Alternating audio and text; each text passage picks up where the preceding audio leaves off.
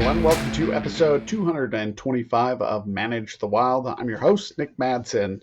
In the early part of 2000s, I found myself living in Southern California, Los Angeles area.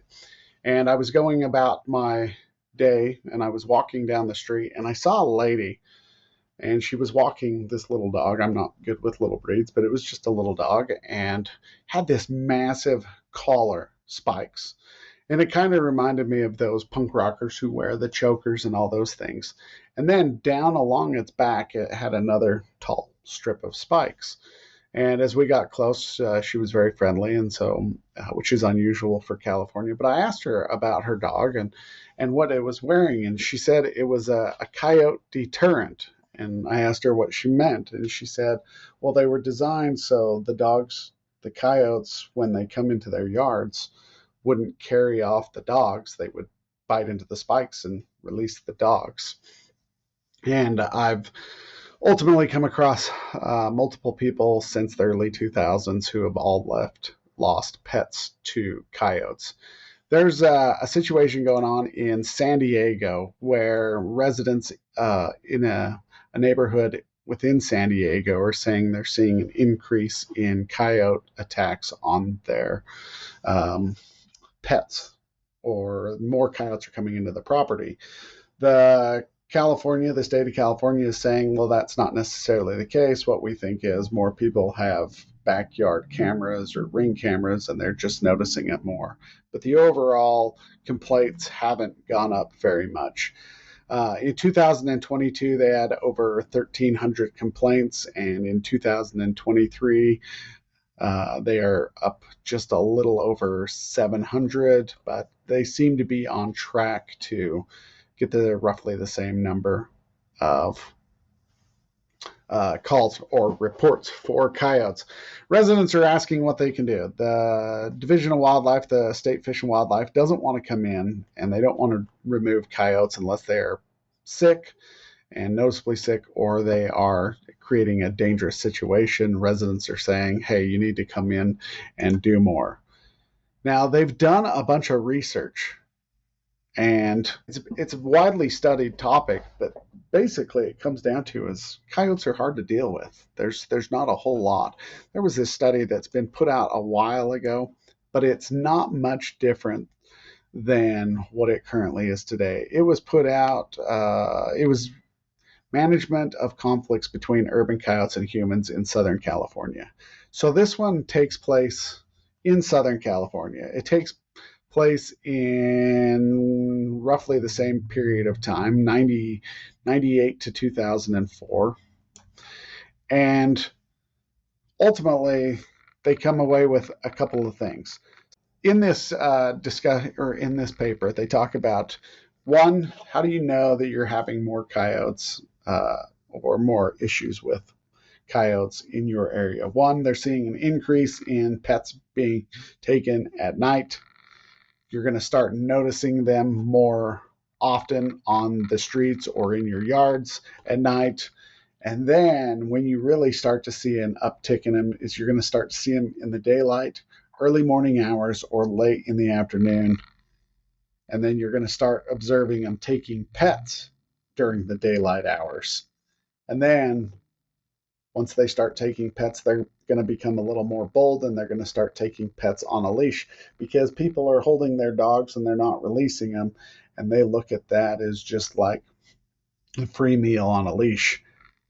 And then where the real issue is coming in and taking or attacking people, especially children. Those seem to be the most vulnerable. So what's the issue that we have with coyotes in these urban areas? Coyotes in urban areas are super adaptable. They are tolerant of pretty much about anything except for lead and poison. And so they pretty much can tolerate cities with no issue. Large cities, small issues, no real issue. The one issue is if your city has a pack of dogs, they tend to avoid those areas with packs of dogs. So now you can have the option of having coyotes come in or a pack of dogs, and nobody likes that. The behavior when they're in these urban settings is really challenging because they are comfortable around people. They are wary enough to know that they don't want to be spotted too much by people, but they are comfortable being close to people, whether the people see them or not. They can hide in the train tracks. They can go in the bushes in parks. They can hide behind an unused doghouse or garbage cans. They don't really care. They're going to find their areas where they can be near people, because when they're near people, they're near food, whether it's garbage, whether it's pets. And so they're going to find those areas where they can still feed their young, their offspring, be near people, but also be far enough that they're not going to create too many problems. When they move into these urban areas, they automatically start changing their diet. They move away from those ungulates, those deer, the fawns. They start moving towards smaller mammals because they're going to come in contact with more pets, so more dogs, more cats. But they're also coming in contact more with raccoons and skunks and different things because of all the trash that is bringing those in. So now they start to feed on rats and other things. They're eating birds. They start eating more fruits and vegetables and all the scavenged waste from people, all the food that they can find. And they are very tolerant. They don't care whether it's a moose calf. They don't care whether it's a rat. They don't care whether it's a burger or French fries from In-N-Out. They can adapt. They still develop territories, and they're a lot smaller. Obviously, they don't need as larger area because there's more resources. And the larger these territories are, the more danger it poses on them, whether there are vehicles or whatnot. There are a bunch of threats to them. But they will start moving into small territories, whether it's parks, golf courses, abandoned buildings. They will find and they will create their own territories and they will defend them. People really take notice though when they start interacting with pets, whether your pet is on a leash or you turn your dog loose to go out into the yard to go to the bathroom, or you have your dog playing in a dog park. People really start to take notice when coyotes are near, because at first when they're uncomfortable around dogs, they're going to size them up, see whether it's something that they can go after, or cats. And once they decide that it's not a threat, then start becoming more bold, because now they're looking at this as a direct food source. They're going to look at people and say, not my cup of tea. But they're going to look at a little chihuahua, a wiener dog, as just another hot dog on a bun, and they're going to start going after it. And this is where the real issues are, because they're bold. And the longer they've been in these situations, the more comfortable they are, the bolder they become. There's been situations videotaped, or people have talked about it firsthand, where they were walking their dog and the coyote comes in and grabs a hold of their dog while it's still on the leash. Or there's plenty of video cameras where it'll show coyotes coming into yards, grabbing a hold of cats, grabbing a hold of dogs, and running off with the dog in their mouth. Now, this creates a problem for coexistence amongst people.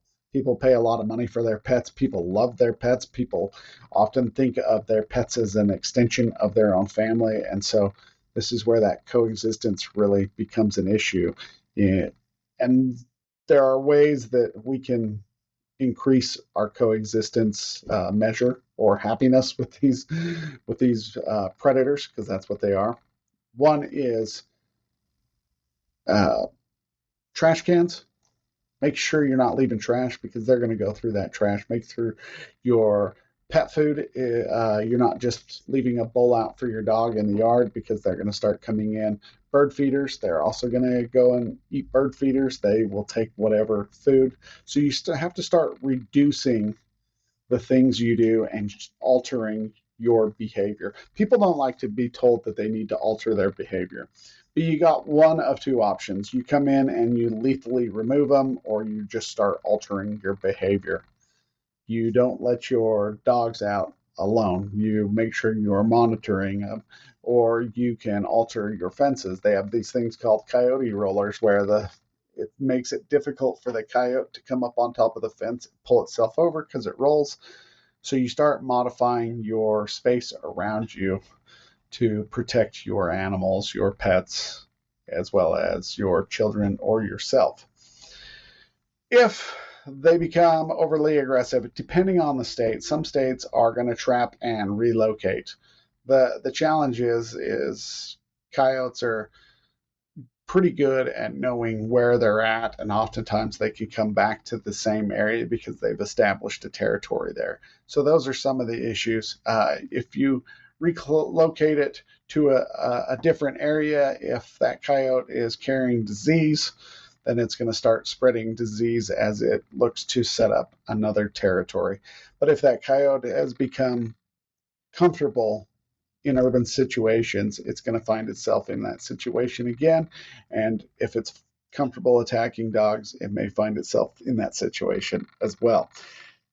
So the other option is you can shoot them or trap them and kill them. And these are the decisions that wildlife managers have to make. Oftentimes, the public's not happy one way or another, whether you want to remove them or and set up a situation like the state of Utah has, whether you want to do a bounty system. There's people in the state of Utah that aren't happy with the bounty system. There are people who love the bounty system because they're making a lot of money off of it. And so it just depends on how your state and how your wildlife agencies look at these things. What would you do in that situation? Let's say you move into an area and coyotes are comfortable coming into your yard. What would you want done? Would you want them to remove, trap, and relocate with the possibility of it coming back, trap and relocate with the possibility of it spreading disease somewhere else? Or would you want them coming in and lethally removing it? From the research and all the different things that I've told people, this is what people can generally do to protect themselves or modify their behavior. Secure your trash. Make sure your lid isn't open. Make sure your lid on your trash can lay flat. Don't leave, clean your grills. So like grease cans that catch grease coming off of smokers, they will come in and they will eat from that. Pet food was another one. People would put out pet food for their cats and their dogs, and that would bring them in as well. And then people have outdoor cats or outdoor dogs, and you're going to have to start modifying that behavior. You're going to have to start protecting those pets. If you're going to have coyotes coming in, you're going to have to move them into an area where they're going to be protected. So you're going to start bringing them in, or you're going to have to fence and make sure that the coyotes can't get into that fenced area. And they can jump pretty high and they can climb. I've seen coyotes climb trees.